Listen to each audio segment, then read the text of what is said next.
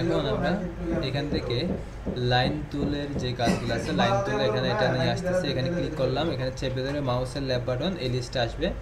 আমি যদি এখান থেকে এই যে তীর চিহ্ন আছে, তীর চিহ্নতে ক্লিক করি, পুরোটা একটা লিস্টের মতো প্লেটের মতো চলে আসছে।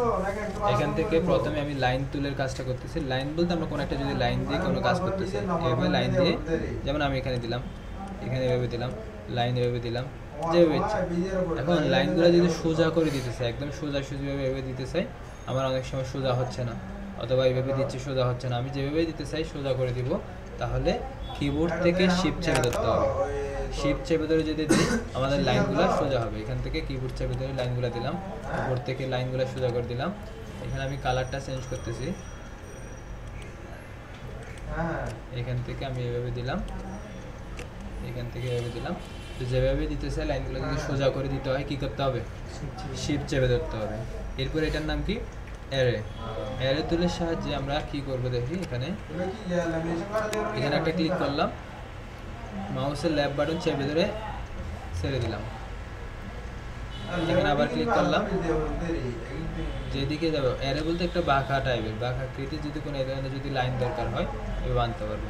যেমন আমরা এটা এদিকে আসি, এখান থেকে এভাবে দিলাম, আবার এখান থেকে টেনে এভাবে দিলাম, কি হয়ে গেল? এটা পাতার মতো চলে আসছে।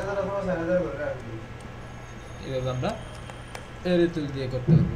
এরপর এখান থেকে স্পাইরাল দিয়ে আমরা কি করতে পারবো? এই ধরনের ডিজাইন এগুলো করতে পারবো।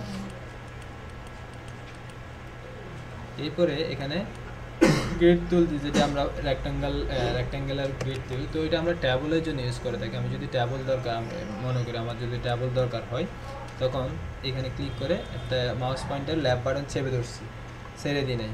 এখানে ট্যাবলের রো কলামগুলো যদি বাড়াতে হয় কমাতে হয়, তাহলে আমরা কিবোর্ড থেকে অ্যারো কি দিয়ে আমরা উপরে নিচে যদি যাই, উপরের দিকে তুললে আমাদের কলাম রোগুলো বাড়তেছে, আর যদি নিচের দিকে যাই রো কমতেছে। Left right up down arrow কি দিয়ে আমরা কলামগুলো বাড়াতে কমাতে পারবো। লেফট ডাউন অ্যারো কি চিনেন? এগুলা দিয়ে আমরা বাড়াতে চাইলে বাড়াতে পারবো, কমাতে চাইলে কমাতে পারবো একটা ট্যাবলের কলাম এবং রোগুলো। এরপর এটাও উদাহরণ একটা পোলার গ্রিড, এটাতে ক্লিক করলে এরকম করে একটা ট্যাব এয়ার মতো পোলার গ্রিড আসবে।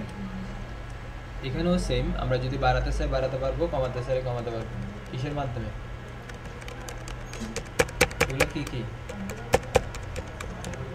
Arrow key, left right up down arrow কি।